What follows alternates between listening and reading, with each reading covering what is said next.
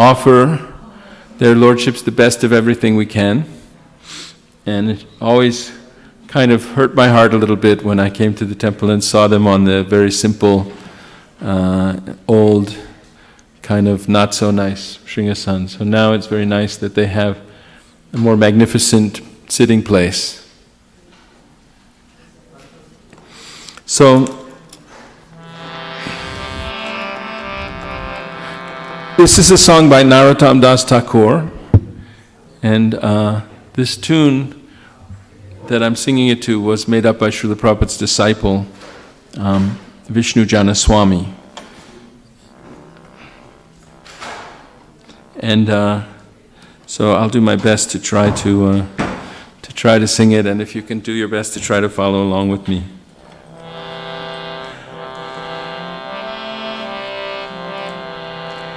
Before we start the words of the song, there's a kind of an introduction. Radha Krishna Pranamo Jugala Kishore Radha Krishna Pranamo Jugala Kishore Radha Jivanamarane Gati Aronahimo Jivane Marane Gati Aronahimo Radha Krishna Radha Krishna Radha Krishna Pranamo Radha Krishna Radha Krishna Radha Krishna Pranamo Radha Krishna Radha Krishna Jugala Kishore Radha Krishna Radha Krishna Yugala Kishore. Everybody. Kalindira Kule Keli Kadamberaban Kalindira Kule Keli Kadamberaban Ratana Bediru Paro Boshabodujan Ratana Bediru Paro Boshabodujan Shamagori Ange Divo Shama Gori Ange Divo Chua Chandanera Gandha Shama Gori Ange Divo Chandanera Gandha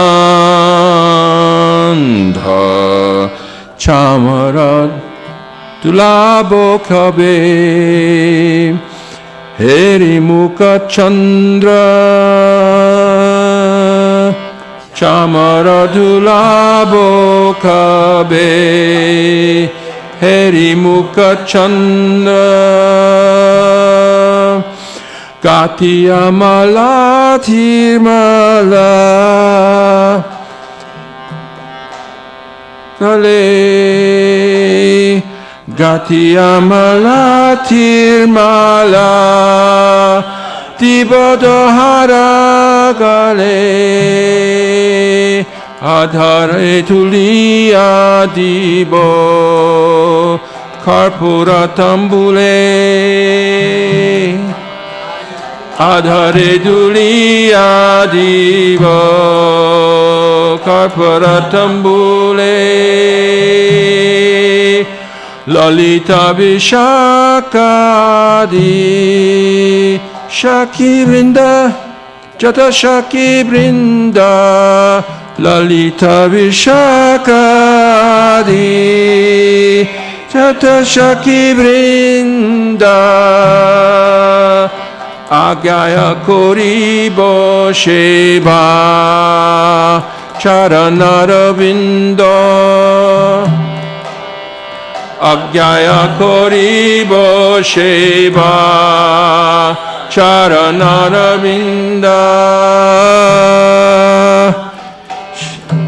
Shri Krishna Chaitanya Prabhu Radha Shiranudasha Shri Krishna Chaitanya Prabhu Dashanudasha Shri Krishna Chaitanya Prabhu Dashanudasha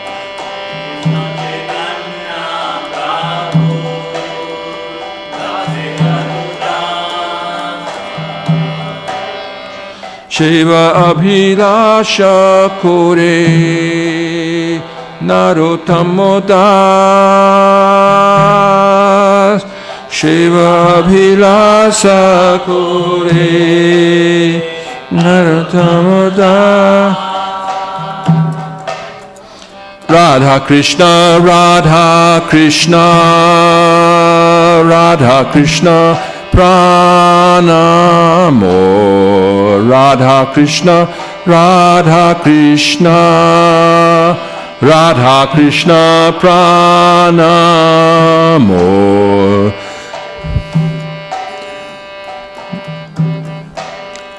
Hare Krishna Krishna Krishna Hare Hare Hare Krishna Hare Krishna Hare Hare Hare Krishna Hare Rama Rama Rama Hare Hare Hare Rama Rama Rama Hare Radha Krishna Jugala Kishore Radha Krishna Jugala Kishore. So Hare Krishna.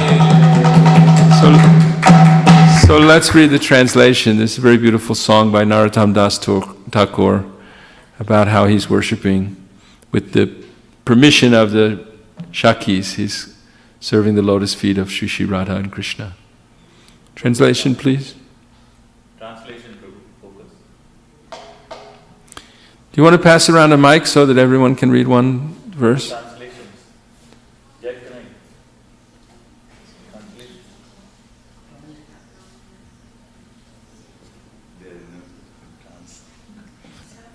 Yes. Having seen the beautiful Hare Krishna. Hare Krishna. We offered the Sringasans.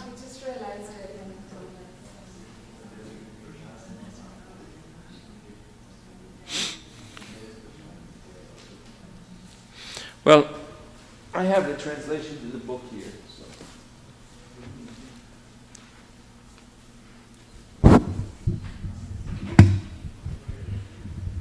Hare Krishna, Krishna Krishna, Hare Hare, Hare Rama. So, I'm reading the translation from this book. It may be a little different from what's on your screen. The divine couple, Sri Radha and Krishna, are my life and soul. In life or death, I have no other refuge but them. 2. In a forest of small Kadamba trees on the bank of the Jamuna, I will seat the divine couple on a throne made of brilliant jewels. 3. I will anoint their dark and fair forms with sandalwood paste, scented with chuya, and I will fan them with a chamara whisk. Oh, when will I behold their moon-like faces? 4. After stringing together garlands of malati flowers, I will place them around their necks, and I will offer tambula scented with camphor to their lotus mouths. 5. With the permission of all the Sakhis headed by Lalita and Vishakha, I will serve the lotus feet of Radha and Krishna. 6. Narottam Das, the servant of Sri Krishna Chaitanya Mahaprabhu, longs for this service to the divine couple. So this is a very beautiful song about Narottam Das's desire to serve the divine couple in the beautiful grove of Kadamba in Vrindavan, and offer them garlands and scents and water with camphor, and he identifies himself as servant of Sri Krishna Chaitanya. This was a special feature of Narottam Das Thakur's bhajans, that in Navadvip, mostly the devotees were singing about Lord Chaitanya and Lord Nityananda and the pastimes of Lord Chaitanya. And in Vrindavan, the devotees were singing about Radha and Krishna. And then Narottam Das Thakur was singing about both at the same time.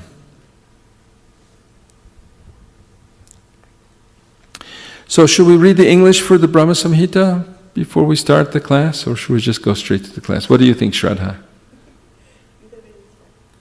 Either way. We need some microphones out here so that people can talk. So, His Grace Bhaktivatsal Das Prabhu asked me to focus the class this morning on something about deity worship.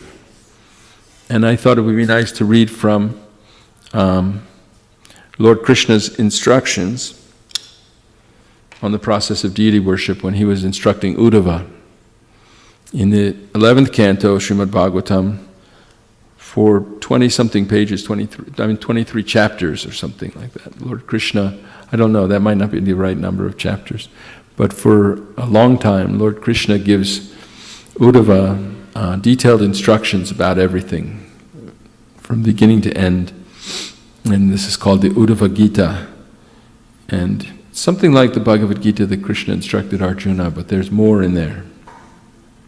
And one thing that's in there is specific instructions about the process of deity worship. And I'll just begin by reading the introduction to the chapter. You know, in each chapter there's a sort of summary at the beginning. In this chapter, the Supreme Personality of Godhead explains the process of Kriya Yoga, or deity worship.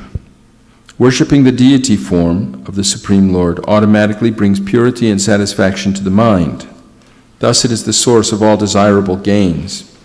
If a person has no engagement in deity service, he will simply remain attracted to material sense gratification, and he will have no hope of giving up bad association.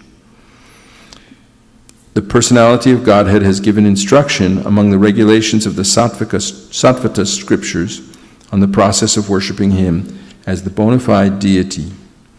Brahma, Shiva, Narada, Vyas, and all other sages have recommended this process, described by the Lord as most perfectly beneficial for all the occupational classes and spiritual orders of human society, including even women and Shudras.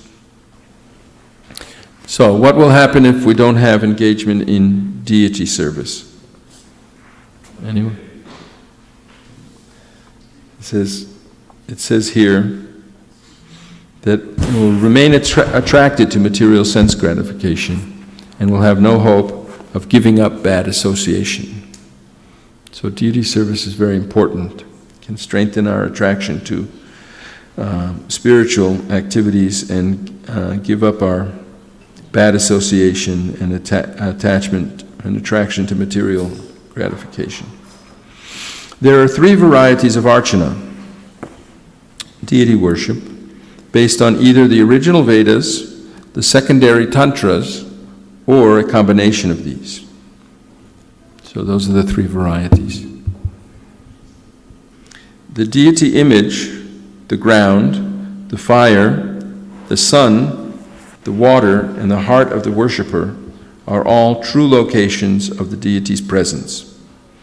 The deity form to be worshipped may be constructed of any one of 8 substances: stone, wood, metal, clay, paint, sand drawn upon the ground, the mind, or jewels. These categories are further subdivided into 2, temporary and permanent. The details of the worshipping process are as follows.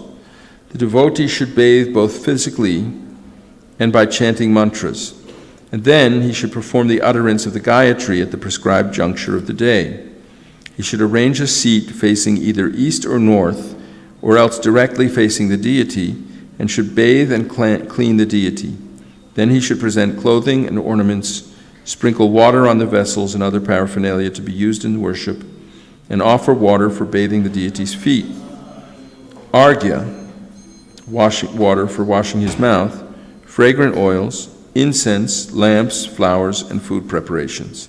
After this, one should worship the Lord's personal servants and bodyguards, his consort energies, and the spiritual masters by chanting their respective mula mantras. The worshipper should recite prayers from the Puranas and other sources, offer obeisances flat on the ground, beg for benediction, and place on himself the remnants of the Lord's garlands. Included in this method of deity worship are the proper installation of the transcendental deity by constructing a fine temple, and also the conducting of processions and other festivals. By worshiping Lord Sri Hari with unconditional devotion in this manner, one gains access to pure loving service of his lotus feet. But if one steals property that has been given as charity to the deity or the brahmanas, whether given by himself or by others, he will have to take his next birth as a stool-eating worm. Hare Krishna. So in summary, these are the instructions given in this chapter by Lord Krishna to Uddhava. And we should understand, of course you all know, but it bears remembering that the deity is non-different from the Lord himself. Radha and Krishna, Lord Nrsingadev, Lord Chaitanya are personally standing on the altar. And because we don't have enough prema, we can't see them moving and talking and playing. But those who are actually, whose eyes are tinged with the salve of prema, they can actually see that Krishna is personally present there. It's not as, he's not a statue, he's not a symbol, he's not a, just an aid to meditation. Of course, by seeing him with our senses that we can see, we should aid our meditation. But he's really personally there, ready to accept our service when we're ready to actually see him there. And he's watching the class, he's watching what goes on in the temple room. Therefore, there are many rules and offenses to be avoided when we're in the presence of the deity. And it's because he's actually really standing there, and we should learn to act accordingly. We have to learn how all the devotees really act in the spiritual world. We have to learn to act that way here, otherwise how can we gain entrance to the spiritual world? And when we learn to act with our body, we also have to learn to have the proper mental state, the purity of our heart. So all the things we do, the chanting Hare Krishna, the distributing books, the worship of the deity, the cleaning the temple, the making offerings, the putting on of festivals, the fundraising to be able to construct a nice temple with proper facilities, and everything we're doing is all part of this purifying our heart process so that we can actually take the deities into our heart in their real, true, transcendental, living, aware, seeing, hearing, touching form. They're really not, we shouldn't think of them as material in any way. In fact, it's an offense to think that way. And so I wanted to read just some of the verses here. Does anybody have any comments or questions or anything to share so far? Want to say something about the Shringasans that we see today or anything? You have, okay, she has. So when you were talking about how we should have the eyes to see and the devotional service level to see that there is God there in reality, I was thinking about when I was in Jagannath Puri a couple of years ago, and so I had the good fortune of having a good panda who took us up all the way up to the altar on the Jagannath temple, and he actually took us behind the deities as well, because apparently Lord Jagannath and Baldev, they fight over food, and so they were pulling each other's hair, so he took us at the back and showed us there were some blood stains as well. So, yeah, so I was just thinking that you really require that level of devotional service to be able to see all that. And they say that they also hear noises of them fighting, because they're made of wood, so they make a lot of noise when they fight amongst them. So, yeah, that must be such a wonderful feeling to have. There are very many stories of devotees worshipping deities, and the deities actually jump off the altar and run around and do things. In fact, last Saturday, Bhakti Marg Swami came here. He's been walking around. He walked from the East Coast to San Francisco and then took us on a little tour with Guru Das of some of the places of Srila Prabhupada's pastimes in San Francisco. So I was reading on the internet that somewhere in Massachusetts or Vermont, or I think it was Massachusetts, I don't know, while he was walking this time across the United States, he was feeling fatigued, and the devotees convinced him to go take bath in a lake, just some lake along the side of the road in America somewhere. And he went into the lake with his devotees there with him, servants there with him, and he reached down and picked up a deity of Lord Ganesh that was in this lake in the United States. And he said, probably some Hindus in America now, they do some worship and then they leave the deity somewhere. But it was very surprising for him to just find a deity of Lord Ganesh, and he gave it to the disciple who's now worshipping that deity. But these are not ordinary things. I mean, we can try to make some ordinary, reasonable explanation. They used to say when I was a kid, I would see the ghost movies and things like that, and somebody would do something would happen real scary, a book would fall off the shelf or something, and then people would say, oh, but there's got to be a reasonable, logical explanation for why it happened, some non-supernatural. But supernatural things are going on. Krishna is beyond the rules of material nature, and material nature is acting under his instruction. And so yes, the deities, Lord Jagannath was pulling Lord Balaram's, and Balaram was pulling his hair.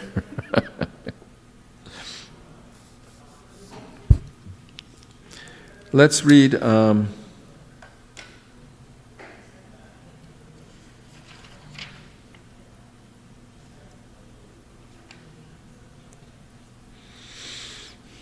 right, let's read text 32.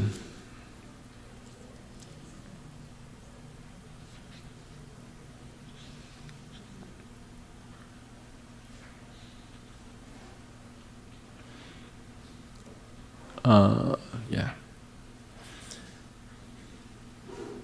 Vastro pavita bharana patrasra gandha lepanahi alankurvita saprema madbhakto mang yatochitam Vastro pavita bharana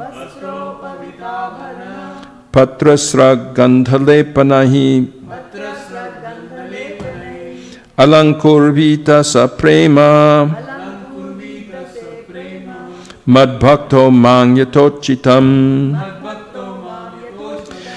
Vastro pavita bharana patrasra gandhalepanahi alankurvita saprema madbhakto mang yatochitam Vastropavita bharana patrasra gandhalepanahi Alankurvita saprema Madbhakto mangyatochitam.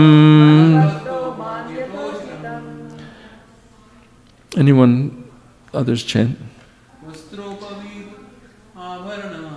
Vastro pravita bharana Patrasra gandhalepani Alankurvita saprema Madbhakto mangyatochitam.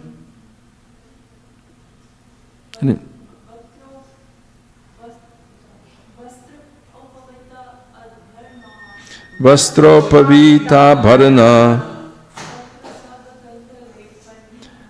Patrasra gandhalepanai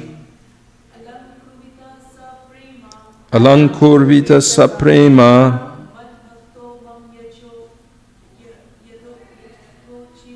Madbhakto mangyatochitam. Shraddha, you want to do? Vastropavit abharanam Vastropavita bharanam Patrasra gandhalepinai Patrasra gandhalepanai Alankurvita saprema Alankurvita saprema Madbhakto mamyatochitam. Madbhakto mangyatochitam. Word meanings.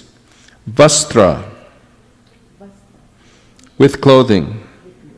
Please repeat after me. Upavita, Upavita a Brahmin thread. Brahman thread. Abharana, Abharana ornaments. ornaments. Patra, Patra decorations drawn on various parts of the body with tilak. decorations drawn on various parts of the body with tilak. Like patra means leaf, right? So it's leaf shaped, probably. Srak, Sak garlands. Gandha lepanahi, gandhalepinai and smearing of fragrant oils. smearing of fragrant oils. Alankurvita, Alankurvita he should decorate. he should decorate. Saprema, Saprema with love. love. Mat bhaktaha, Madbhaktaha my devotee. Mam, me. Yata, uchitam, uchitam as is enjoined. as is enjoined. Translation: my devotee should then lovingly decorate me with clothing, a brahmana thread, various ointments, marks of tilak, and garlands, and he should anoint my body with fragrant oils, all in the prescribed manner. Please repeat. My devotee should then lovingly decorate me with clothing, a brahmana thread, various ornaments, marks of tilak and garlands, and he should anoint my body with fragrant oils, all in the prescribed manner. Purport: Srila Sridhar Swami quotes Lord Sri Vishnu's instructions to Ambarish Maharaj in the Vishnu Dharma Upa Purana as follows. Absorbing your mind completely in the deity, you should give up all other shelter and consider the deity your intimate well-wisher. You should mentally worship him and meditate upon him while you walk, while you stand, while you sleep and eat. You should see the deity in front of you, behind, above, below, and on both sides. In this way, you should constantly remember my deity form. In the Gautamiya Tantra, one is enjoined to give the deity of the Lord a Brahman thread, if possible one made of gold. In the Nrishringa Purana, it is said, if one offers to Lord Govinda a yellow sacred thread containing 3 strands of silk, he will become an expert in Vedanta. So let me just read some of these verses. I'm starting in text 29. With offerings such as Prokshana, one should worship Durga, Vinayaka, Vyas, Vishvaksena, the spiritual masters, and various demigods. All these personalities should be in their proper places, facing the deity of the Lord. Purport: according to Srila Jiva Goswami, the Ganesh and Durga mentioned in this verse are not the same personalities present within the material world. Rather, they are the eternal associates of the Lord in Vaikuntha. In this world, Ganesh, the son of Lord Shiva, is famous for awarding financial success, and the goddess Durga, the wife of Lord Shiva, is famous as the external illusory potency of the Supreme Lord. The personalities mentioned here, however, are eternally liberated associates of the Lord who reside in the spiritual sky beyond the material manifestation. Srila Jiva Goswami quotes from various Vedic literatures to prove that the name Durga may also indicate the internal potency of the Lord, who is non-different from him. The external or covering potency of the Lord expands from this original Durga. The Durga of this material world, called Mahamaya, assumes the function of bewildering the living entities. Thus, a devotee should not fear becoming polluted by worshipping the Durga mentioned here, who has the same name as illusion, but rather the devotee must show respect to these eternal servitors of the Supreme Lord in Vaikuntha.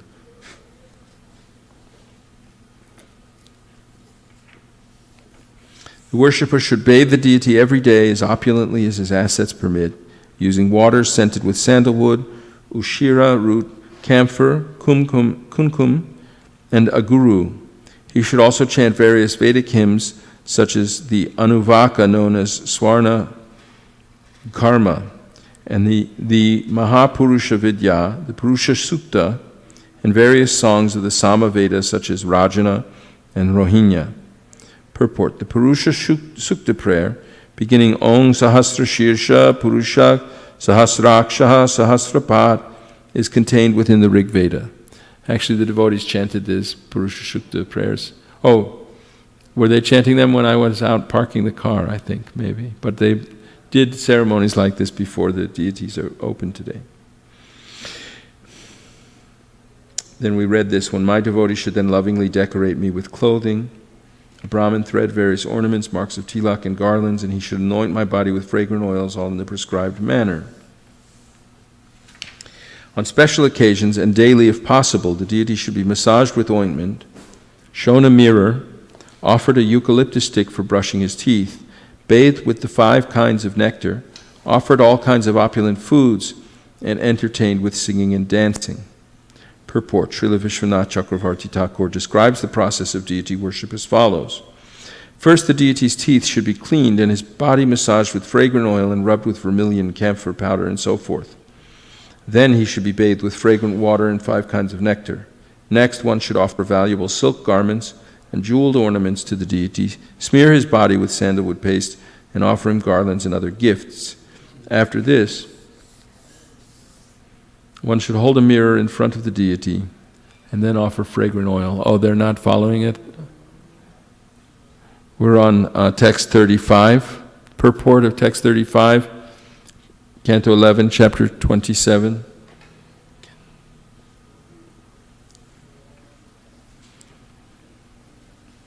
And then offer fragrant oil, flowers, incense, lamps, and scented water for refreshing the mouth. One should also offer all types of palatable foods, fragrant water, betel nuts, garlands, arati lamps, a bed to rest on, and so on. One should also fan the deity and perform instrumental music, singing and dancing. This deity worship must be performed on special occasions, like religious holidays, or else, if one can afford it, daily. According to Srila Sridhar Swami, Ekadashi is an appropriate day for performing special deity worship. Hare Krishna, welcome.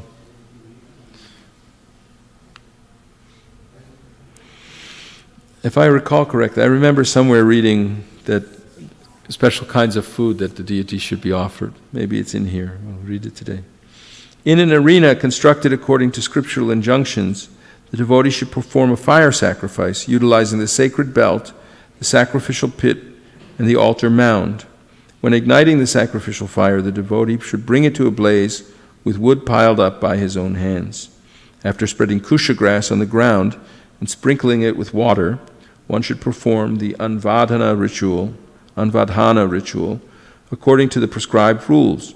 Then one should arrange the items to be offered as oblations and should sanctify them with water from the sprinkling vessel. The worshipper should next meditate upon me within the fire. Purport: Srila Jiva Goswami mentions that one should meditate upon the Lord as the supersoul within the sacrificial fire. We're hearing a lot that according to the prescribed rules, and that's deity worship, it's very important not to manufacture anything, but to follow the prescriptions of the acharyas. I remember I was on a traveling Sankirtan bus, and the pujari there was named, what was his name?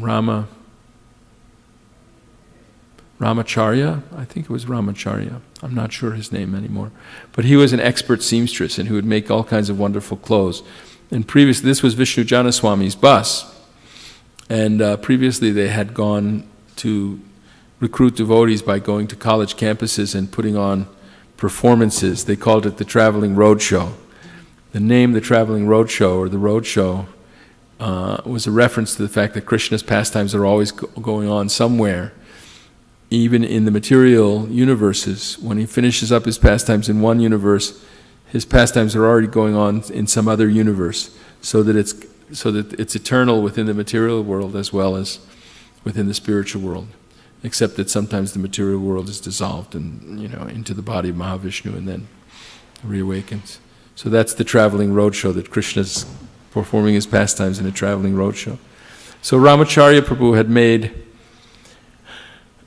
sort of psychedelic costumes with lightning bolts and all kinds of things for the traveling roadshow, and it was making such things for the deities. And Srila Prabhupada stopped it, and he said that we have to not be creative in the clothes we're dressing the deities with. We should dress them traditionally. I heard one pujari in Banki Bihari or something put like blue jeans on Krishna, and then he lost his position there. And we shouldn't try to be creative. The intelligent devotee should meditate upon that form of the Lord. We can be creative in how to distribute books and how to reach conditioned souls and everything, but in deity worship we should just follow the authorities, the traditions. The intelligent devotee should meditate upon that form of the Lord whose color is like molten gold, whose 4 arms are resplendent with the conch shell, disc, club, and lotus flower, and who is always peaceful and dressed in a garment colored like the filaments within a lotus flower. His helmet, bracelets, belt, and fine arm ornaments shine brilliantly. The symbol of Srivatsa on his chest, along with the glowing Kaustubha gem and a garland of forest flowers. The devotee should then worship the Lord by taking pieces of firewood soaked in the sacrificial ghee. Thank you. Hare Krishna. And then throwing them into the fire. He should perform the ritual of Aghara, presenting into the fire the various items of oblation drenched in ghee. He should then offer to 16 demigods, beginning with Yamaraj, the oblation called Shrishtikrit, reciting the basic mantras of each deity, and the 16-line Purusha Sukta hymn. Pouring one oblation after each line of the Purusha Sukta, he should utter the particular mantra, naming each deity. Srila Prabhupada has simplified the process of deity worship. Already, Sanatan Das Goswami in Hari Bhakti Vilas has laid out the process of archana for devotees in Gaudiya Vaishnava Sampradaya. And Srila Prabhupada simplified it even further. When we were in San Francisco last week, Guru Das was telling how unsophisticated the first devotees were in San Francisco. They came and started a temple in San Francisco. They already had a temple in New York, and I don't know if the Buffalo Temple had started yet. I know in 1968 the Buffalo Temple swelled with devotees, that some devotees had gone up there, Rupanuga Prabhu and some others had gone up preaching and giving a class at the State University of New York in Buffalo. And many of the senior devotees joined during that class. Trivikram Swami, Bhagavan, I don't remember the names of all the devotees. One of Bhagavan's friends, Loka Mangala, anyway. But in San Francisco, Mukunda came out to start a temple to take advantage of the migration of hippies out west to San Francisco. And he recruited Malati and Shyamasundar. And the devotees were there in the Haight-Ashbury where, maybe 100,000 young teenager, very young American kids left their parents and came to take LSD and live without rules and create a new way of life, and there were, hundreds of them, thousands of them, all taking LSD and behaving without any restriction. And the temple was feeding them prasadam and giving them a place to come. They would say when they take LSD, they can't sleep at night. They would come in the morning while they were coming down and come to the Krishna temple to chant. And it was, Allen Ginsberg and others were recommending them. This is a good place to come so you don't freak out on your drugs. You can come here and become peaceful and chant. And Guru Das told us that for a long time, they had like an altar where Srila Prabhupada would sit on the stage to give the lecture. And for some reason or another, the devotees had installed on that altar an American Indian totem pole.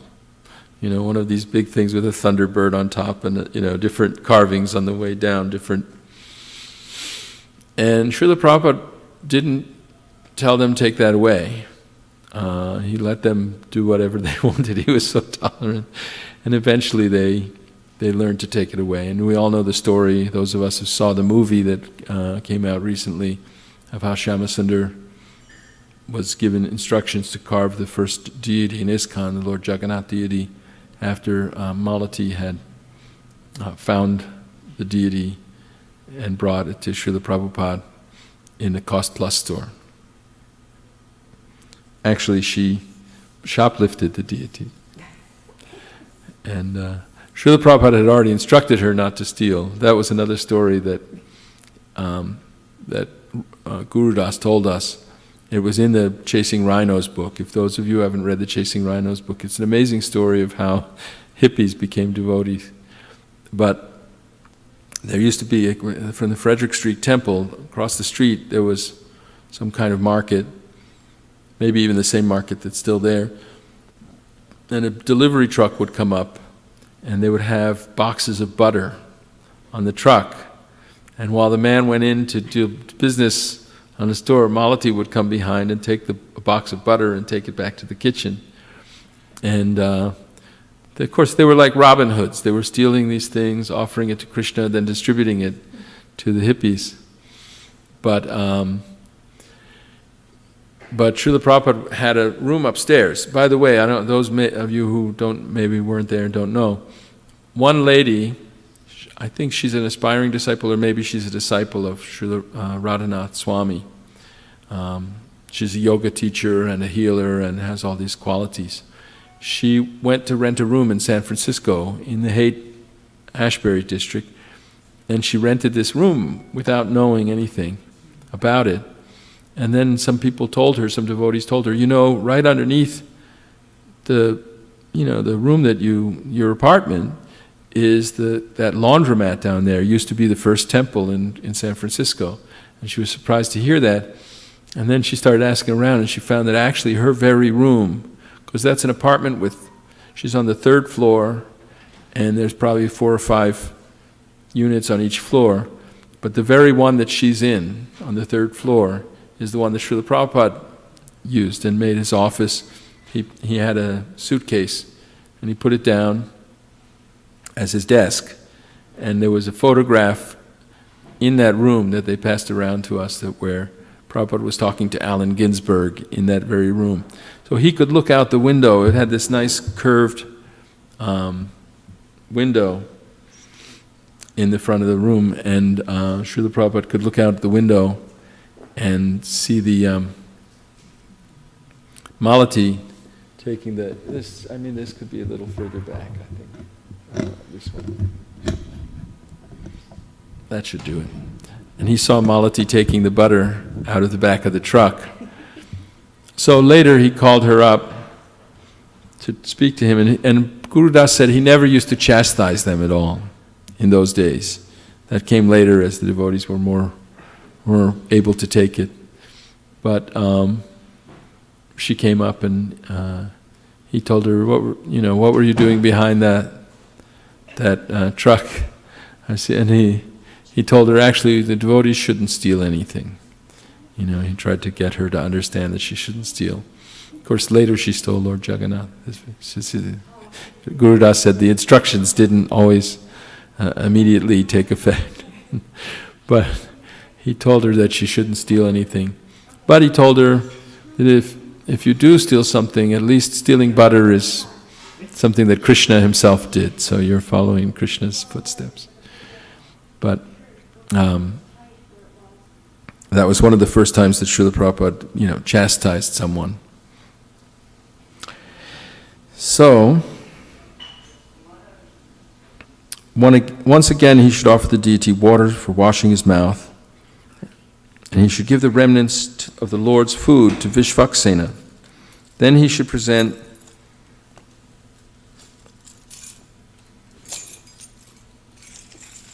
the deity with fragrant perfume from the mouth and prepared betel nut. Vishvaksena Katha Nopadayadidiratim. What is Vishvaksena is in that verse? I don't know what it means. Can we see first canto, chapter 2, text number 8, I think? Do any of you know who Lord Vishvaksena is? Vishva is you do. Can you say something? Jagannath? Commander-in-Chief. Commander-in-Chief, Skanda. Okay, so Vishvaksena is the same as Murugan, the son of Lord Shiva. No? Is that true? Yeah. Vishva is the universe. So go to the verse, word translations. Vishvaksena, the personality of Godhead, plenary portion, it says. Okay, that's all it tells us. The occupational activities a man performs according to his own position are so much useless labor if they do not provoke attraction for the message of the personality of Godhead. Go back to the word for words. Sometimes Vaisheshika Prabhu asks us to try to think of the words and then see how they go together to make the meaning. Dharma, occupation. Svanushtita, executed in terms of one's own position. Pungsam, of humankind. Vishvaksena, the personality of Godhead, plenary portion. Katasu, in the message of Yaha, what is. Not. Utpadayat, does produce. Yadiratim, if attraction. Shrama, useless labor. Eva, only he. Certainly, kevalam, entirely. So the occupational duty, activities a man performs. Okay, so Vishvaksena is mentioned here as a plenary portion of the Supreme Personality of Godhead. Singing along with others, chanting loudly and dancing, acting out my transcendental pastimes, and hearing and telling stories about me, the devotee should for some time absorb himself in such festivity. Purport. A devotee engaged in regulative worship of the Supreme Lord should sometimes become ecstatically absorbed in chanting and hearing the pastimes of the Lord, dancing, and other festivities. The word muhurtam, for some time, indicates that a devotee should be careful not to neglect his regulative principles and service to the Lord in the name of so-called ecstasy. Although one may be ecstatically engaged in chanting, hearing, and dancing, he cannot give up the formality of regulated service to the Lord. Sometimes Lord Krishna's servants feel symptoms of ecstasy, such as faltering voice, tears in the eyes, and being stunned and things, shivering. But in order to perform their service, they try to make sure that they don't have that symptom, so that they can go on fanning the Lord or doing whatever service they're doing for Him without interruption. The devotee should offer homage to the Lord with all kinds of hymns and prayers, both from the Puranas and from other ancient scriptures, and also from ordinary traditions. Praying, "O Lord, please be merciful to me," he should fall down flat like a rod to offer his obeisances. Placing his head at the feet of the deity, he should then stand with folded hands before the Lord and pray, "O my Lord, please protect me, who am surrendered unto you. I am most fearful of this ocean of material existence, standing as I am in the mouth of death." So here's a particular prayer that's being recommended by Krishna himself for us to pray. We should learn to pray according to the prayers that we've heard from the great authorities. This is a very nice one. O my Lord, please protect me, who am surrendered unto you. I am most fearful of this ocean of material existence, standing as I am in the mouth of death. Praying in this way, the devotee should respectfully place upon his head the remnants I offer to him. And if the particular deity is meant to be sent away at the end of the worship, then this should be performed. The devotee once again placing the light of the deity's presence inside the light of the lotus within his own heart. So some deity worship is done where the deity remains permanently in one place, and some where he goes at the end of the ceremony. And in that case, the devotee should carry him in his heart until he comes back again. Whenever one develops faith in me, in my form as the deity, or in other bona fide manifestations, one should worship me in that form. I certainly exist both within all created beings and also separately in my original form, since I am the Supreme Soul of all. Purport: the Supreme Personality of Godhead is worshipped according to the faith of a particular worshipper. The deity form, Archa, is specifically mentioned here because deity worship is essential for spiritual progress. Srila Bhaktisiddhanta Saraswati Thakur mentions that inexperienced persons may think that the deity is meant for sense gratification of the worshipper, since superficially the deity is made of external substances such as marble or brass. But through the process of installing the deity by chanting of authorized mantras, one invites the Supreme Personality of Godhead to enter the deity form. By regulated, faithful worship, one gradually understands that the deity is completely non-different from the Supreme Lord himself. At that stage, on the strength of deity worship, one rises to the second-class platform of devotional service.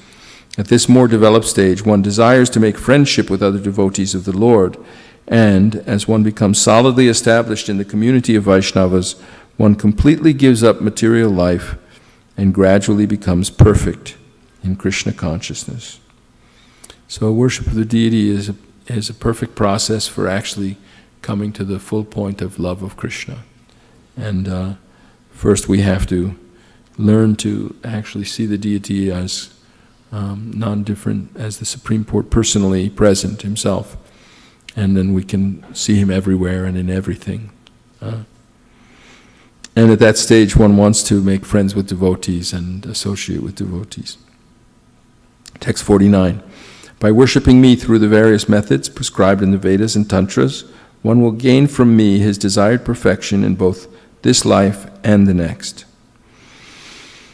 Text 50. The devotee should more fully establish my deity by solidly constructing a temple, along with beautiful gardens. These gardens should be set aside to provide flowers for the regular daily worship, special deity processions, and holiday observances. Purport: wealthy, pious persons should be engaged in constructing temples and gardens for the pleasure of the deity. The word dridham indicates that the most solid means of construction should be employed. So don't make some cheap ticky-tacky temple for the Lord. Make it firm and solid, strong. Pujadinang pravahartang mahaparvashu atanuhaham kshetrapana purograman dattva mat sharshtitam iyat. One who offers the deity gifts of land, markets, cities, and villages, so that the regular daily worship and special festivals of the deity may go on continually, will achieve opulence equal to my own. Purport: by placing tracts of land in the deity's name, there will be regular income for opulent deity worship, both from rent and from agricultural production. A worshipper who makes the arrangements mentioned above will certainly achieve opulence like that of the personality of Godhead. Of course, pure devotees, they don't desire any opulence, not even liberation. To have opulence equal to the Krishna's is one of the kinds of liberation, of the 5 kinds. It's called Sharshti. And other kinds are Samipya, to be in the Lord's association, Shalokya, to be on the same planet with the Lord, Sarupya, to have a bodily construction like his. The 5th kind is considered horrible by Vaishnavas and never accepted, and that's Sayujya, to merge into the Lord's identity and lose one's own identity. By installing the deity of the Lord, one becomes king of the entire earth. By building a temple for the Lord, one becomes ruler of the three worlds. By worshipping and serving the deity, one goes to the planet of Lord Brahma. And by performing all three of these activities, one achieves a transcendental form like my own. So this is another one of the kinds of liberation. Mam eva nairapekshena bhakti yogena vindati bhakti yogang salabhata evang yak pujayeta mam. But one who simply engages in devotional service with no consideration of fruitive results attains me. Thus, whoever worships me according to the process I have described will ultimately attain pure devotional service unto me. Purport. The previous two verses were spoken by the Lord to attract those interested in fruitive results. And now the ultimate purpose of worshipping Lord Krishna is described. The ultimate goal in life is Lord Krishna himself. Love for the Lord is the highest bliss, although ordinary people cannot understand this. So these are important things to meditate on. This is the goal of all our devotional service. Many people perform different kinds of rituals and religious ceremonies, sacrifices, and other performances, and even observing rules of Dharma and so forth, considering in mind how it will benefit them. In the beginning of Bhagavad Gita, Arjuna is making seemingly intelligent arguments, but he's missing the main point. He's talking about, how will we be benefited by fighting the war? Won't we incur sin? Won't the families become polluted? Won't society become corrupted? How will we enjoy the kingdom when we enjoyed it at the cost of the lives of our friends and relatives and even our superiors? And so he was making all these arguments, seemingly based on scriptural,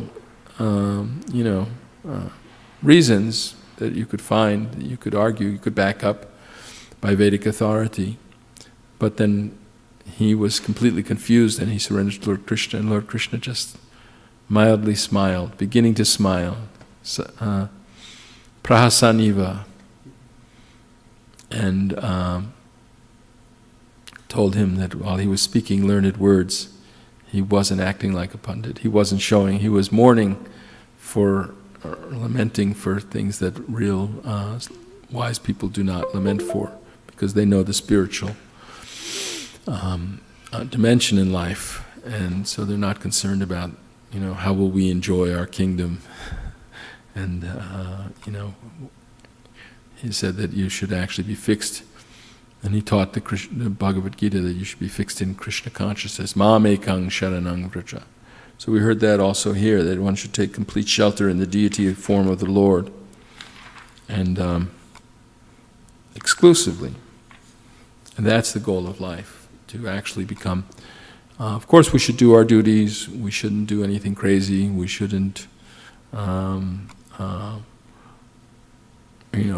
court misfortune in any way. We should try to do whatever the spiritual master has prescribed. And specifically, Srila Prabhupada has prescribed for us the task of distributing Krishna consciousness throughout the world, and opening temples as described here, and offering Krishna villages and cities.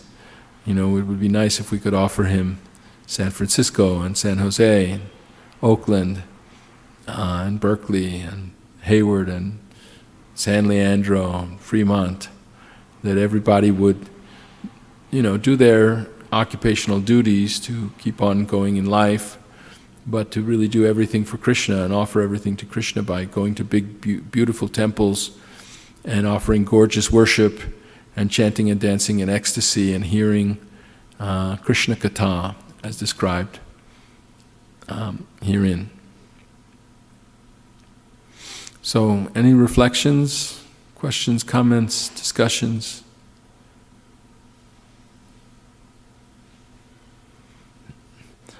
All right. Well, I think that we should read the English translation of the Brahma Samhita. Go go around reading the English translation of Brahma Samhita. I want Navina Narada to say something about the new Shringasans. About the new Shringasans. Please take a microphone and say something about how the deities look today. Hare Krishna. Spectacular. Utterly stunning. Huh? Stunning. Very stunning. Jai, thank you. We haven't gotten backdrops yet made for these altars. It's a little bigger than the other altar. Somehow I see that they've been able to improvise, and we're getting special backdrops made, which will take a little time. Made in India, I believe. I'm not sure, so I shouldn't say. But what do you say about them, Shraddha? Yeah, actually, when I came in and saw the curtains open in the morning, that was my immediate. I just read it because I think in Hindi, so the word that came to my mind was bhavya, like magnificent. Uh-huh. And later on, when I was observing the altar, I was a little bit surprised to notice that the space over there was always there to be able to accommodate such a huge altar. Yes. I never had that idea. I mean, even with the smaller altar, it used to appear that it's full and how can you accommodate, but there's so much. I think that's Krishna's expanding potency. That's because you have transcendental vision. I always saw the altar and I felt like, why is there this little tiny altar on this big space? That's because I was not seeing the deities in their full magnificence. But now it's very nice to be able to offer them this nice, more appropriate altar. Of course, it would be better to make one made of jewels and gold, like Narottam Das Thakur is singing about an altar made out of jewels that he installs the deities on. But that's not possible for us. Also, it would attract thieves. And I was also thinking that with the big altar now, everything else has to become big, like flower decorations, more flowers, bigger garlands. And I was just thinking that at the next festival, it'll be a lot of hectic activity, but fun. But And our bhakti has to become bigger and bigger to match the altar. that's true, yeah. Actually, what you said is kind of like essence and summarizing what you have been reading from Srimad Bhagavatam today. Like it went through all the processes and do's and don'ts, and these are all. But in the end, it just says that the main thing is that you should be worshipping Right. Krishna. Right. First, he says 2 verses that to attract people who are interested in liberation. And he says, if you build a temple, and and so forth, you can have the opulences of Krishna, and if you do these other things, I don't remember the exact, I just read it a minute ago, shows my Kali Yuga brain, but he says that we can, one is to have the opulences and one is to have a bodily form like him, and those kind of things attract the mind of fruitive people who tend to. I was speaking to one atheistic man the other day, and I was telling him about Krishna consciousness, and he said, I don't do any religion. He said, what has God done for me? That was his realization. He didn't realize that even the air he breathes and anything he's got in life and anything he cherishes and is should be grateful for is coming from God, but he didn't have that vision. But instead he was thinking, I'm misfortunate, and if there was a God, he would make me more fortunate, so that I don't believe in God, or I'm not interested in God. Why should I do something for him if he's not going to do something for me, kind of thing. And of course he's missing the whole point, which is that doing something for God is the goal. If we were able to do something nice for God, then we're very fortunate. It's not that we do something nice for God because we expect to get money, or we expect to get fame, or we expect to get a beautiful body or a big education or anything in return. That's when Prahlad Maharaj was speaking to Lord Nrsingadev asked him to request one boon. And Prahlad Maharaj said, I'm not a vanik. I'm not coming here to do business with you. I love you. That's why I'm serving you. So I don't expect anything in return. But Lord Nrsingadev said, yes, you have to ask a boon anyway. So then he said, I don't need anything for myself, but I'm concerned about the poor fools like my father who don't know that loving you is the highest thing in life. So please protect them from Maya. And this is the mood of our Krishna consciousness movement, that we're not seeking anything from devotional service except to increase our bhakti. That we want to remember always that, like that prayer said, that we're standing in the jaws of death and that we're surrendered to Krishna, and let Him protect us and let Him maintain us and let us go on just serving Him. It's not that we need anything for ourselves, any material remuneration. Shraddha? Actually, I just wanted to share a small reflection. This was from when you were reading the last verse, the 52nd verse. So where it said, by installing the deity of the Lord, one becomes the king of the entire earth. And so when it comes to this temple and, beautifying this temple, adding things, setting up the kitchen, the thrones for the altar and things like that, I always think about Jagarini Mataji, because she has been so much involved and she has been so much instrumental into that. So as I was reading this, I was just thinking, she was involved and instrumental in installing the deity of the Lord. And then she said, so she'll become the king of the entire earth. And I was like, that's not something that she really wants. Then as you were reading, he said, okay, by building a temple, I said, well, she did that, let's see what you get. And then it said, one becomes ruler of the three worlds. And I was like, that's not something that she really wants and she's looking for. Then by worshipping and serving the deity, one goes to the planet of Lord Brahma. Like, not that. And then he said, but by performing all three of these activities, one achieves a transcendental form like mine. It was like, yes. She wants that transcendental form. And she'll get Beautiful it. It says form. in the scripture. But she's been working very, very hard. She's been, getting up early, chanting her rounds, and constantly from morning to night working on getting this. It doesn't seem so hard, but arranging and things, also negotiating with everybody. There was some mix-up in the way the delivery, the customs and the delivery happened, and it cost more money, and she was able to negotiate and get the carvers to give us a discount because of their mistake they had put on the form San Francisco. But she had to get the lights, the marble, she had to arrange for Chaitanya Charitamrita to come from Texas to help, put the deities together, and then, she's been very, very, all the little details. She took me to some marble shops, and I was looking at, these more busy granite and quartzite slabs and thinking, that's exciting, we could have something like that. But fortunately, Jagarini and Nirkola and Dhriti got a more simple, not a busy, full of different kinds of colorful veins and everything, but marble that goes with the altar itself and is more stately and subdued, It takes an eye of, doing things correctly, aesthetically. And so it's a big yajna just to offer them a nice sitting place. And I was also thinking about Chaitanya Prabhu actually when I saw him come from Texas, and I was thinking that how certain devotees are kind of designated to do it, no matter where they are.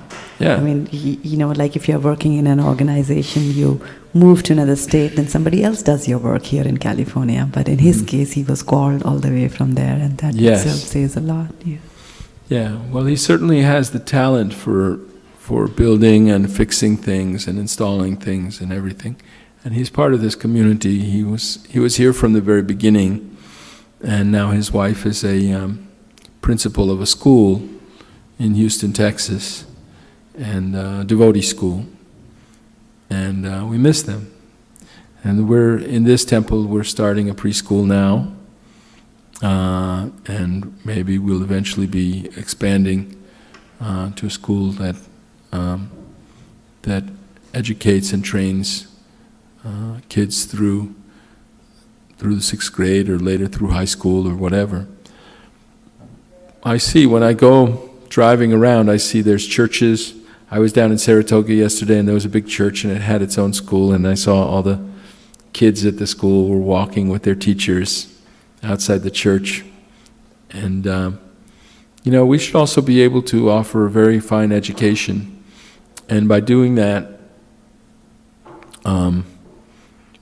but offer them a devotional education as well, and attract people to send their kids to this school. It should become a respectable and reputed school where the students who graduate come out to be leaders of society. Because who should be the leaders of society but devotees of Krishna, actually? And it will attract people to become devotees by bringing their kids to the devotional school and learning what the kids are learning, and seeing the good qualities, the values and the good qualities that are to be instilled in students of self-control, tolerance, humility, Samo Dhamma Tapak Shocham Kshantir. No, I'm thinking of a different verse. What's the verse about the brahmacharis? I don't remember, but it's the same. Brahmacharyena tapasa, samena cha, dhammena cha. That's a different verse too. There's a verse about how the devotees in school, the children in school, are supposed to learn values of cleanliness, truthfulness, tolerance, humility, mercy, compassion, and to become, perfect human beings in this way. By being devotees of Krishna, then all the good qualities of the demigods become prominent in one's character. There's Daivi Sampat. Vaisheshika often talks about these verses in the beginning, the first few verses of chapter 16, the last 12 or so, no, maybe less, 8 verses or something of chapter 12. Maybe even less than that, but the verses that Krishna is describing the qualities of his devotees that make them dear to him. And Srila Prabhupada is often quoting this verse from the 5th canto. I believe it's being prayers that are led by Prahlad Maharaj. But it says, Yasyasti bhaktir bhagavatya kinchana sarvair gunas tatra samasate suraha harav abhakteshu kuto mahadgunan manorate nasata dhavato buhi. So it's saying that, first of all, it's saying that whoever is a devotee will develop all these good qualities of the suras. And then it says, what good qualities can the non-devotees have? Because their minds are materially distracted, and so they may have a veneer of good qualities, but they will. A devotee can have those qualities very strongly, very fixed in the core of their being, whereas non-devotees will be seeking material enjoyment just by their nature. You have to have one or the other. Even the Christians, they say, Jesus said you can't serve Mammon and God at the same time. So you're either serving Krishna. Of course, there's mixed devotional service, that's described by Lord Kapila Dev. But basically, when you actually, the more and more you serve Krishna, the more and more pushes out any thought of enjoying separately from Krishna. You don't want to be separate from Krishna at all. So all thoughts of material enjoyment are conquered and completely vanquished. And those devotees who have become fixed that way in devotional service and taking complete surrender to Krishna, they have very specially have all the good qualities, and you won't find them having any bad qualities. And if by chance you do, because they haven't quite given up some bad habit or something like that, Krishna admonishes us that we still should consider them saintly because of their proper situation in devotional service, and very quickly they will become righteous. Right? Verses 9, 30, 31. Right? Kshiprang bhavati dharmatma shashvat shantam parangatim. So let's get we have them up on the board here. Let's just recite them. We'll go around in a circle. Everybody recites 5 verses, and I'll start. Krishna, who is known as Govinda, is the Supreme Godhead. He has an eternal, blissful spiritual body. He is the origin of all. He has no other origin, and he is the prime cause of all causes. The spiritual place of transcendental pastimes of Krishna is portrayed in the 2nd verse. The super excellent station of Krishna, which is known as Gokula, has thousands of petals and a corolla like that of a lotus, sprouted from a part of his infinitary aspect, the world of the leaves being the actual abode of Krishna. The whirl of that transcendental lotus is the realm wherein dwells Krishna. It is a hexagonal figure, the abode of the indwelling, predominated, and predominating aspect of the Absolute. Like a diamond, the central supporting figure of self-luminous Krishna stands as the transcendental source of all potencies. The holy name, consisting of 18 transcendental letters, is manifested in a hexagonal figure with 6-fold divisions. The whirl of that eternal realm, Gokula, is the hexagonal abode of Krishna. Its petals are the abodes of gopis, who are part and parcel of Krishna, to whom they are most lovingly devoted and are similar in essence. The petals shine beautifully like so many walls.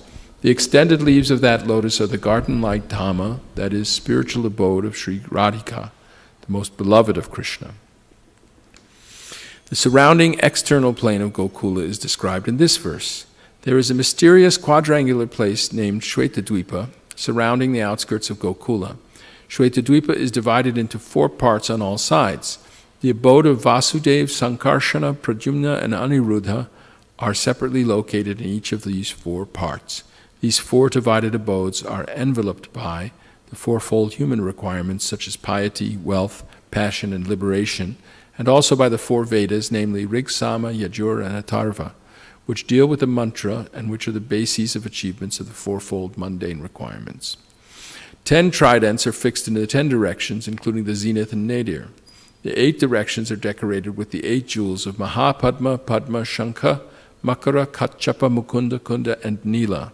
There are 10 protectors, Dikpalas, of the 10 directions in the form of mantra, the associates of the hues of blue, yellow, red, and white, and the extraordinary potencies bearing the names of Bimala, etc., shine on all sides. The Lord of Gokula is the transcendental Supreme Godhead, the own self of eternal ecstasies. He is the superior of all superiors and is busily engaged in the enjoyments of transcendental realm and has no association with his mundane potency. Krishna never consorts with his illusory energy, still her connection is not entirely cut off from the absolute truth. When he intends to create the material world, the amorous pastime, in which he engages by consorting with his own spiritual potency Rama, by casting his glance at the deluding energy in the shape of sending his time energy, is an auxiliary activity. Next. The secondary process of association with Maya is described. Rama Devi, the spiritual chit potency, beloved consort of Supreme Lord, is the regulatrix of all entities. The divine plenary portion of Krishna creates the mundane world. At creation, there appears a divine halo of the nature of his own subjective portion, Swamsha. This halo is divine Shambhu, the masculine symbol of or manifested emblem of the Supreme Lord. This halo is the dim twilight reflection of the supreme eternal effulgence. This masculine symbol is the subjective portion of divinity who functions as progenitor of the mundane world, subject to the supreme regulatrix, Niyati. The conceiving potency in regard to mundane creation makes her appearance out of the supreme regulatrix. She is Maya, the limited, non-absolute apara potency, the symbol of mundane feminine productivity. The intercourse of these two brings forth the faculty of perverted cognition, the reflection of the seed of procreative desire of the Supreme Lord. Next. All offspring of the consort of the great Lord Maheshwara of this mundane world are of the nature of embodiment of the mundane masculine and feminine generative organs. The person embodying the material causal principle, which the great Lord of this mundane world Maheshwara, Shambhu, in the form of male generating organ, is joined to his female consort, the limited energy Maya, as the efficient causal principle. The Lord of the world Mahavishnu is manifest in him by his subjective portion in the form of his glands.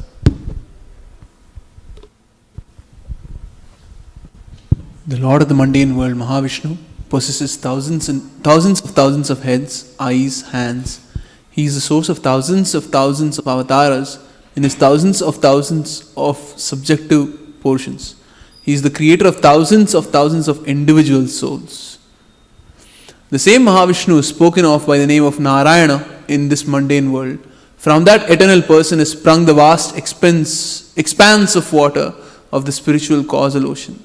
The subjective portion of Sankarshana, who abides in Paravyoma, the above supreme Purusha, with thousands of subjective portions, reposes in the state of divine sleep, Yoga Nidra, in the waters of the spiritual causal ocean.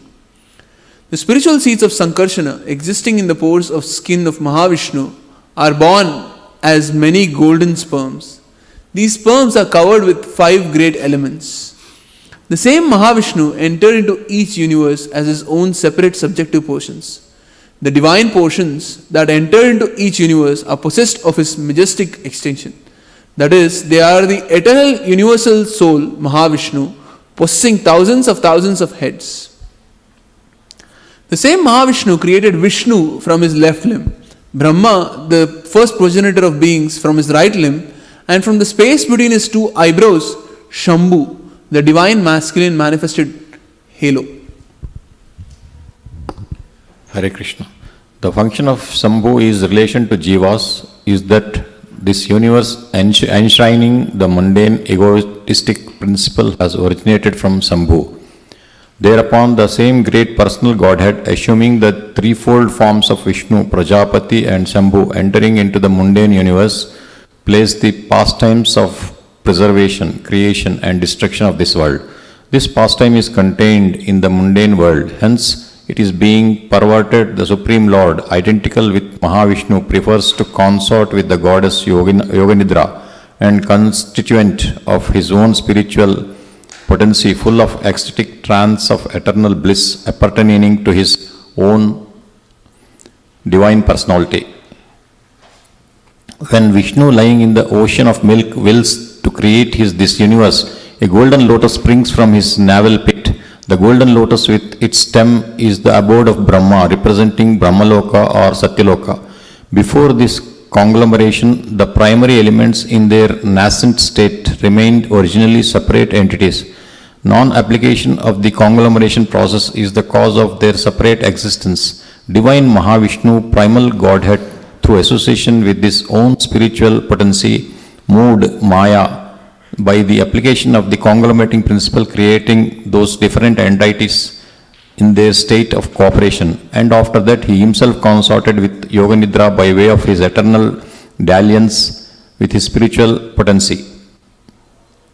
By conglomerating all those separate entities, he manifested the innumerable mundane universes and himself entered into the inmost recess of every extended conglomerate, Virat Vigraha. At that time, those jivas who had lain dormant during the cataclysm were awakened. Hare Krishna. Shraddha?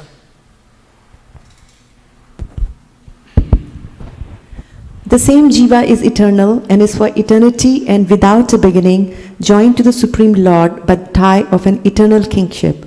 He is transcendental spiritual potency.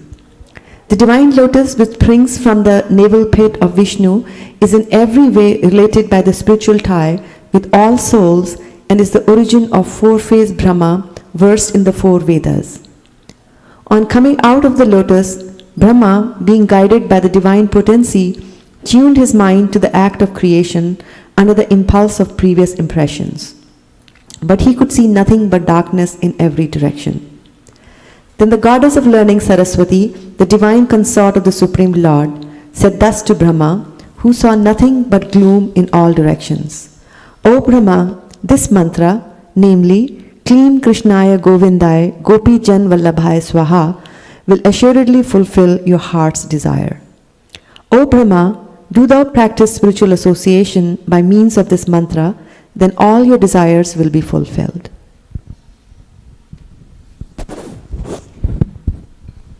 Brahma, being desirous of satisfying Govinda, practiced the cultural acts for Krishna in Goloka, Lord of Shvetadvip, for a long time.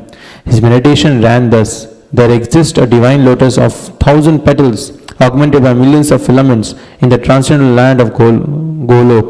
On its wall there exists a great divine throne on which is seated Sri Krishna, the form of eternal effulgence of transcendental bliss, playing on his divine flute resonant with the divine sound with his lotus mouth.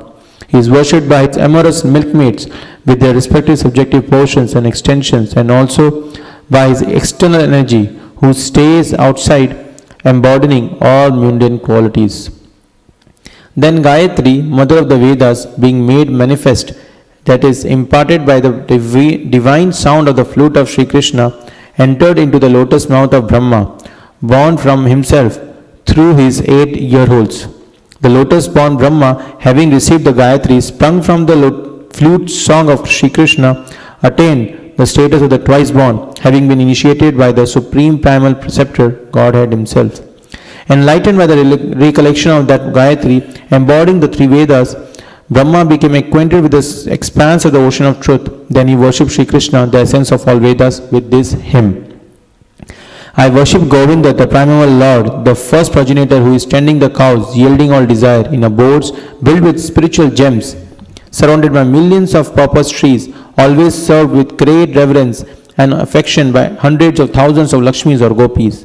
I worship Govinda, the primeval Lord, who is adept in playing on his flute, with blooming eyes, with lotus petals, with head decked with peacock's feather, with a figure of beauty tinged with the hue of blue clouds, and his unique loveliness charming millions of cupids. I worship Govinda, the primeval Lord, round whose neck is swinging a garland of flowers beautified with the moon locket, whose 2 hands are adorned with the flute and jeweled ornaments, who always revels in pastimes of love, whose graceful threefold bending form of Shyamasundar is eternally manifest. I worship Govinda, the primeval Lord, whose transcendental form is full of bliss, truth, substantiality, and is thus full of the most dazzling splendor. Each of the limbs of that transcendental figure possesses in himself the full-fledged functions of all the organs, and eternally sees, maintains, and manifests the infinite universes, both spiritual and mundane. I worship Govinda, the primeval Lord, who is inaccessible to the Vedas, but obtainable by pure, unalloyed devotion of the soul, who is without a second, who is not subject to decay, is without a beginning, whose form is endless, who is the beginning and the eternal Purusha, yet he is a person possessing the beauty of blooming youth. I worship Govinda, the primeval Lord, only the tip of the toe of whose lotus feet is approached by the yogis, who aspire after the transcendental and betake themselves to pranayama by drilling the respiration, or by the jnanis who try to find out the non-differentiated Brahman by the process of elimination of the mundane, extending over thousands of millions of years. I worship Govinda, the primeval Lord. Oh, he is an undifferentiated entity, as there is no distinction between potency and the possessor thereof. In his work of creation of millions of worlds, his potency remains inseparable. All the universes exist in him, and he is present in his fullness in every one of the atoms that are scattered throughout the universe at one and the same time. Such is the primeval Lord whom I adore. I adore the same Govinda, the primeval Lord, in whose praise men who are imbued with devotion sing the mantra suktas told by the Vedas, by gaining their appropriate beauty, greatness, thrones, conveyances and ornaments. I worship Govinda, the primeval Lord, residing in his own realm, Goloka, with Radha, resembling his own spiritual figure, the embodiment of the ecstatic potency possessed of the 64 artistic activities, in the company of her confidants, Sakis, embodiments of the extensions of her bodily form, permeated and vitalized by his ever blissful spiritual rasa. I worship Govinda, the primeval Lord who is Shyama Sundara, Krishna himself with inconceivable, innumerable attributes, whom the pure devotees see in their heart of hearts with the eye of devotion, tinged with the salve of love. I worship Govinda, the primeval Lord, who manifested himself personally as Krishna and the different avatars in the world in the forms of Rama, Nrsimha, Vamana, etc., as his subjective portions. I worship Govinda, the primeval Lord, whose effulgence is the source of the non-differentiated Brahman mentioned in the Upanishads. Being differentiated from the infinity of glories of the mundane universe, appears as the indivisible, infinite, limitless truth. Hare Krishna. I worship Govinda, the primeval Lord, who is the absolute substantive principle, being the ultimate entity in the form of the support of all existence, whose external potency embodies the threefold mundane qualities, viz. Sattva, Rajas and Tamas, and diffuses the Vedic knowledge regarding the mundane world. I worship Govinda, the primeval Lord, whose glory ever triumphantly dominates the mundane world by the activity of his own pastimes, being reflected in the mind of recollecting souls as the transcendental entity of ever blissful cognitive rasa. The lowest of all the located Devi Dhama, mundane world, next above it is Mahesha Dhama, abode of Mahesha. Above Mahesha Dhama is placed Haridhama, abode of Hari, and above them all is located Krishna's own dream named Goloka. I adore the primeval Lord Govinda, who has allotted their respective authorities to the rulers of these graded dreams.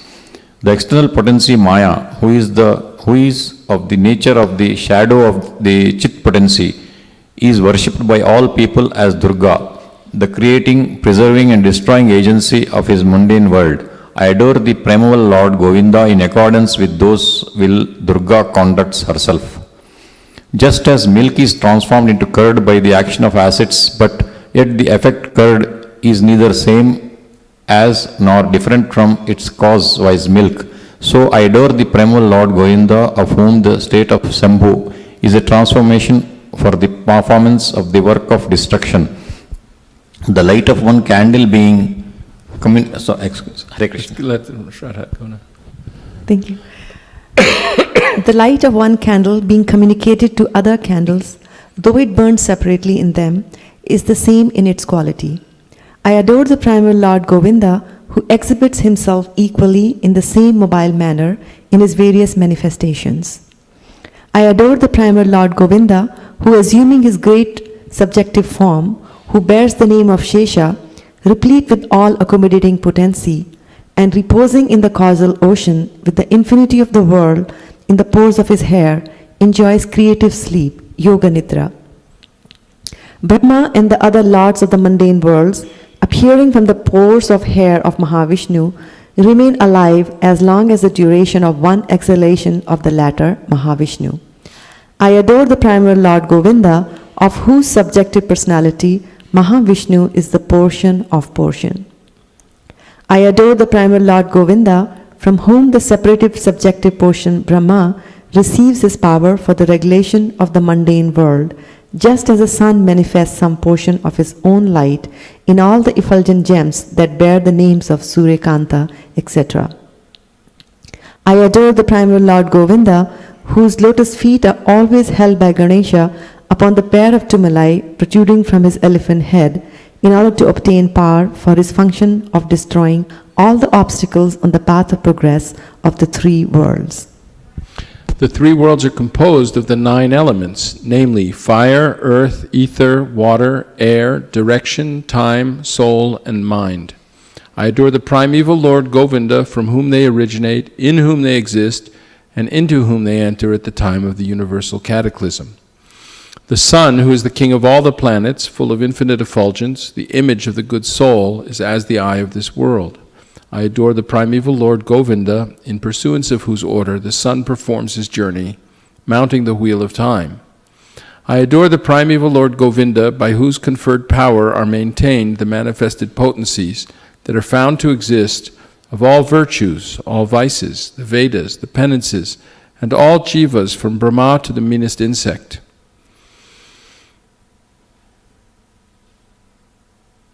I adore the primeval Lord Govinda, who burns up to their roots all the fruitive activities of those who are imbued with devotion, and impartially ordains for each the due enjoyment of the fruits of one's activities of all those who walk in the path of work, in accordance with the chain of their previously performed works, no less in the case of the tiny insect that bears the name of Indragopa than in that of Indra, king of the Devas. I adore the primeval Lord Govinda, the meditators of whom, by meditating upon him under the sway of wrath, amorous passion, natural friendly love, fear, parental affection, delusion, reverence, and willing service, attain to bodily forms befitting the nature of their contemplation. I worship the transcendental seat known as Svetadvipa, whereas loving consorts, the Lakshmis, in their unalloyed spiritual essence, practice the amorous service of the Supreme Lord Krishna as their only lover.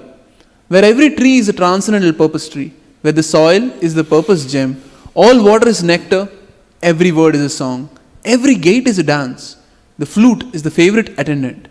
Effulgence is full of transcendental bliss, and the supreme spiritual entities are all enjoyable and tasty. Where numberless milk cows always emit transcendental oceans of milk, where there is eternal existence of transcendental time, who is ever present and without past or future, and hence is not subject to the quality of passing away even for the space of half a moment. That realm is known as Goloka, only to a very few self-realized souls in this world. On hearing these hymns containing the essence of the truth, the Supreme Lord Krishna said to Brahma, Brahma, if you experience the inclination to create offspring by being endowed with the real knowledge of the glory of Godhead, listen, my beloved, from me to this science set forth in the following 5 shlokas. When the pure spiritual experience is excited by means of cognition and service, bhakti, super excellent unalloyed devotion characterized by love for Godhead, is awakened towards Krishna, the beloved of all souls. The highest devotion is attained by slow degrees by the method of constant endeavor for self-realization with the help of scriptural evidence, theistic conduct, and perseverance in practice. These preliminary practices of devotion, sadhana bhakti, are conducive to the realization of loving devotion. Loving devotion, than whom there is no superior well-being, who goes hand in hand with the attainment of the exclusive state of supreme bliss, and who can lead to myself. Hare Krishna. Abandoning all meritorious performances, serve me with faith. The realization will correspond to the nature of one's faith. The people of the world act ceaselessly in pursuance of some ideal. By meditating on me, by means of those deeds, one will obtain devotion characterized by love in the shape of the supreme service. Listen, O Vidhi, I am the seed, that is the fundamental principle of this world of animate and inanimate objects. I am Prathama, the substance of matter. I am Prakriti, material cause, and I am Purusha, efficient cause. This fiery energy that belongs specially to the Brahman that inheres in you has also been conferred on by me. It is by bearing this fiery energy that you regulate this phenomenal world of animate and inanimate objects. Hare Krishna. Hare Krishna. So, in closing, let me tell you all, in case you don't know, that at 10 o'clock we're going to have, Lila Shuka has come here from Florida to teach us about child protection, more about child protection. We have to become first class. Now we've offered the deities a nice Shringasan, and we should also remember that it's not just a matter of giving some ornate things, but doing everything perfectly for the deities. We should cook very nicely, we should keep the temple spotlessly clean, and everything we do, including the way we raise our children and the way we treat the children in our community, is part of deity worship. It's all part of serving Krishna. And going out on Sankirtan, book distribution, we're going out to introduce people, to bring them to see the deities. There's one Christian pastor who's wrote a book about managing a church. His name is Rick Warren. He's got a big mega church in Southern California. And he described the whole area around the church, so many miles or whatever, where people was convenient for them to commute to the church, as the crowd. He said that's just the general crowd of people. But we're trying to bring them in through evangelical activities and stuff. And when they come and attend services in the church, they become part of our community. And then, from those, Lila Shuka is here, Haribol. Then when they become part of the community, some of them will take up discipleship and scriptural study and other practices, and they'll become core members. And so we're trying to bring them from the crowd to the community to the core, and then they will develop ministries of their own and go back out into the crowd for evangelical activities.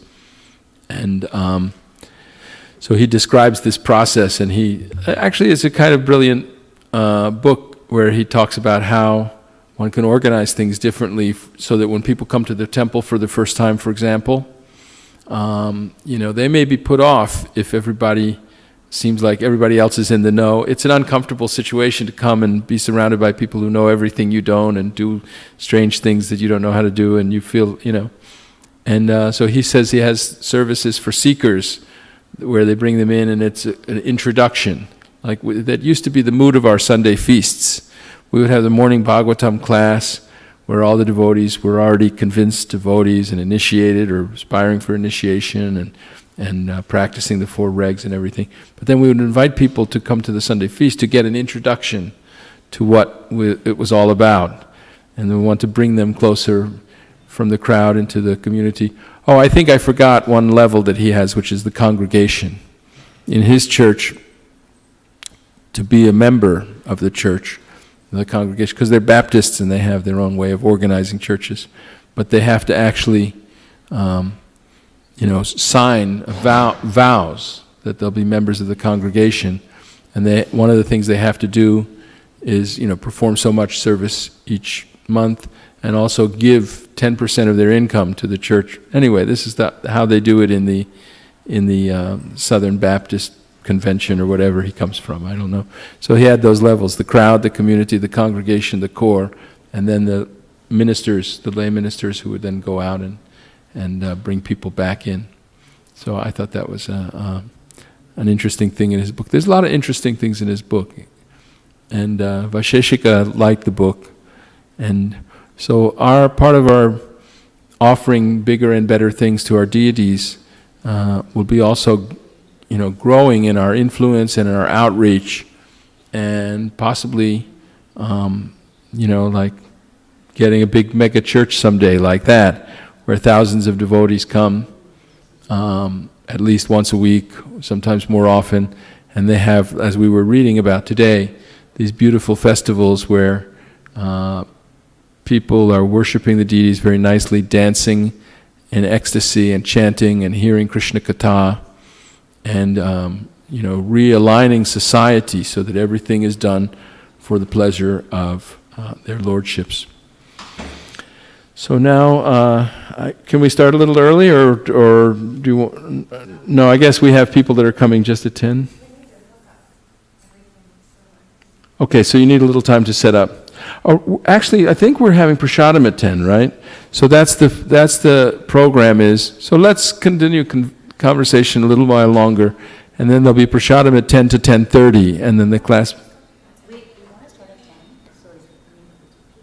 Okay, you do want to start at 10. Okay, so I've been confused about the schedule. So is there going to be prasadam sometime? When is that? The prasadam is going to be served, so I think at least by 10:15 we should get started. Okay, so prasadam will be from 10 to 10:15, and then the class will start at 10? At 10:15. So now, if the prasadam is ready. Okay, let's break for prasadam right now. All glories to Srimad Bhagavatam, all glories to their Lordship Shri Shri Radha Madan Mohan. Sharira abhijajal jadendriya tahika